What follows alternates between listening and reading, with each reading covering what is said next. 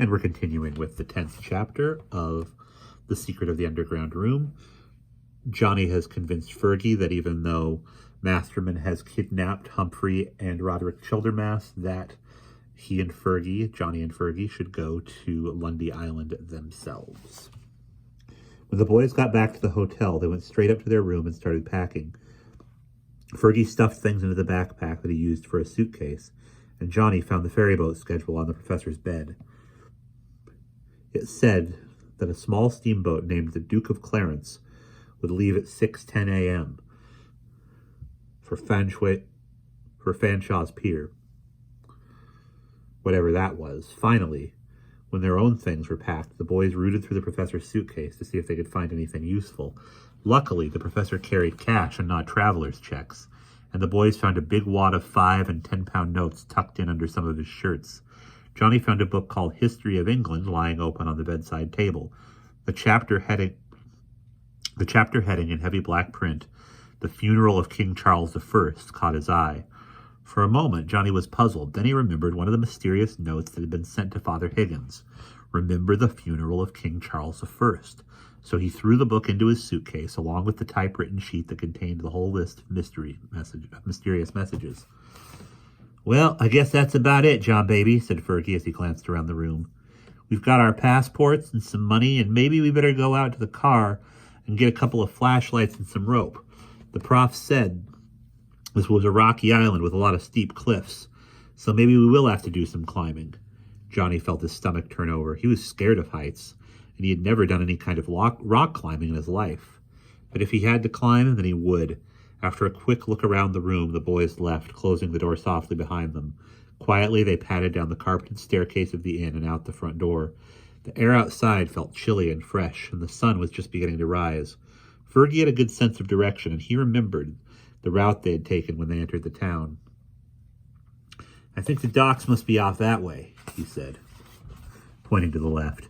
"But first, we have to go to the car. It'll just take a minute." Fergie dug Humphrey's keys out of his pocket. He had found them on a bedside table. He opened the trunk and pulled out the professor's black leather satchel. From it, he took a coil of rope, 2 nickel-plated flashlights, and a tire iron that he might be able to use as a crowbar. After stuffing these things into his backpack, Fergie locked the trunk and marched briskly down the sidewalk with Johnny beside him. They crossed the street and found a dirt path bordered by whitewashed stones, which led to a dock with a little wooden shed next to it. The sign on the shed's roof said Fanshaw's Pier. A small ticket window at one end of the shed was open, and behind it sat a bored-looking old man in a blue shirt. "Will it be, lads?" he said in a thick Scottish accent. "Off to the islands, eh?"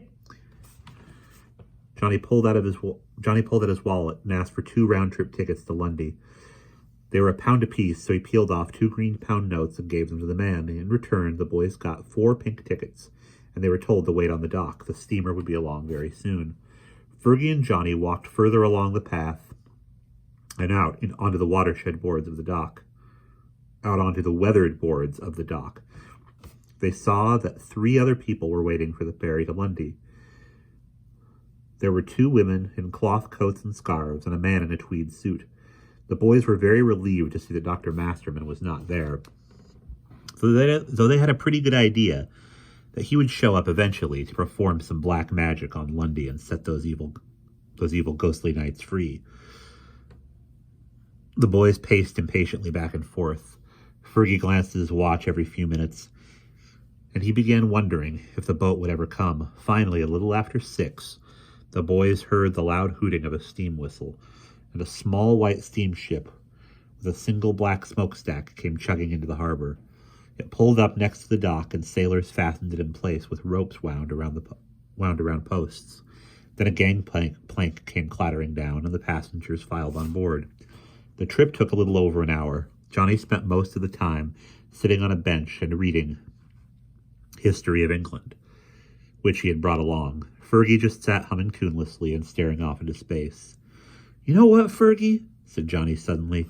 "King Charles's funeral was kind of interesting. He got his head cut off, and his friends put him in a coffin and took him to an ancient church to bury him. They wanted to put him in a burial vault under the church's floor, only they didn't know where it was." So they stomped on the floor until they heard a hollow sound. Then they pried up the stone, and sure enough, there was this underground room. Do you think we're going to have to do something like that when we find out where those knights are buried? Fergie pursed his lips. I guess so. But I wish one of those handy-dandy clues would tell us what we're supposed to do to stop Masterman. I mean, suppose we get into this hidden room, then what? I don't know any magic spells, and neither do you. What can we really do? Johnny wished that he had an answer, but he didn't. He just sat silently, poring over the book until the steam whistle blew. Then he looked up to see the Isle of Lundy rising before him. From reading National Geographic, Johnny knew it was oblong, and they could see it was covered with tall crags and shelves of rock. Above the crags seemed to be a grassy plain, and at one end of the island, the ruins of a castle could be seen. The boat glided into Lundy's only harbor. Here, nestled under the dark, looming rocks, were a few houses and a small stone church. The island looked desolate and foreboding, even in bright sunshine, and the boys felt a tightening in their stomachs as the steamer came alongside the stone pier. Silently, they trudged down the gangplank, and after asking for directions, they made their way to the island's only inn. It was a plain 2-story stone house, and when Fergie and Johnny walked in the front door, the innkeeper seemed very surprised to see them. He was a ruddy-faced man with wildly sprouting side whiskers, and he wore a turtleneck sweater and worn corduroy trousers. "Greetings, lads," he said with a grin. "Are you visiting relatives?" Quickly, Johnny made up a story. We came out to see the island," he began. "Our folks didn't want to come, so we just took the trip ourselves." The innkeeper's grin got wider. "You Yanks are pretty independent, aren't you? Well, welcome to Lundy Isle of Puffins and the former lair of the piratical Dr. Marisco family. Of the piratical DeMarisco family. You wouldn't by any chance be wanting a room for the night, would you?" Johnny and Fergie were delighted. They had thought that they would have to camp out in the open, and if it rained, they'd get soaked. Quickly, Johnny pulled out his wallet and handed over the money for a double room. After they put their bags behind the counter, the innkeeper led the boys to the breakfast room where they sat down and ate.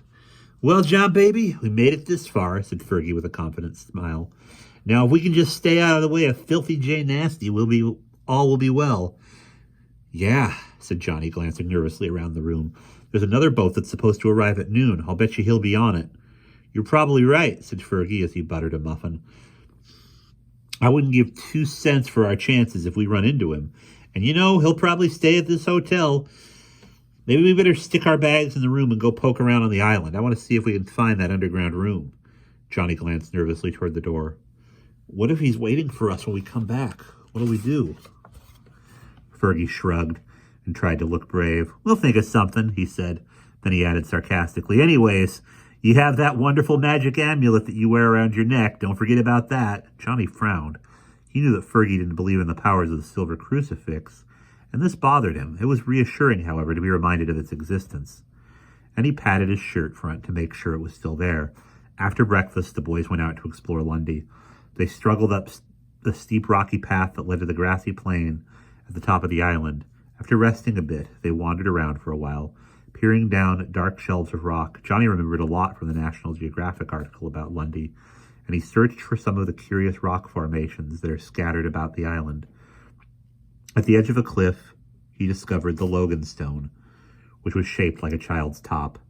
At one time, it had balanced perfectly on its pointed top, but a tourist had rocked it with a crowbar, and now it lay propped against the granite wall of the cliff. After they had inspected the stone, Fergie wanted to look at the ruins of the castle. Soon they were walking inside the tall, ragged walls of the fortress that had once protected the DeMarisco pirates. In one corner of the ruins, they found the entrance to a roofless chapel. Johnny gasped. "Oh my gosh!" he cried, pointing. "Look, Fergie!" At first, Fergie did not understand what Johnny was so worked up about. But then he moved closer and he could see it too. Stone heads were carved on the arched doorway. They had once been meant to look like saints and kings and queens, but centuries of wind and rain had worn the carved faces till they were featureless. "This is the Church of the Faceless Images," Johnny whispered in an awestruck tone. "It has to be. Come on, let's go inside." They marched through the doorless arch. Crumbling walls rose on both sides, and empty pointed windows stared down at them.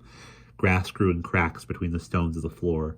At the far end of the little church, a mossy altar table still stood. Johnny began to feel very creepy and nervous. If their guesses were right, they were walking on top of the underground room where the evil knights were buried.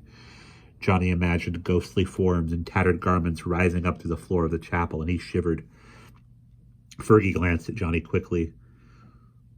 "What's the matter?" he asked. "You thinking about those knights Humphrey told us about?" Johnny nodded. "Well, don't worry for now," Fergie muttered. "They can't do anything in the daylight. Anyway, that's the way it always works in vampire movies." Johnny looked doubtful. Knights didn't have to follow the rules of movie vampires. Uneasily, he peered around at the broken arches and empty staring windows. This was the place it had to be, and Masterman would be coming soon to set his fellow creatures free. It was up to good old Johnny Dixon and his pal Fergie to stop the evil sorcerer. Johnny felt very depressed. How could they possibly do anything to hurt Masterman? But then he set his jaw and tried to feel powerful. Humphrey, the professor, and Father Higgins had all been imprisoned by Masterman's evil magic. Somehow, he and Fergie would have to find a way to set them free. And that is the end of Chapter 10.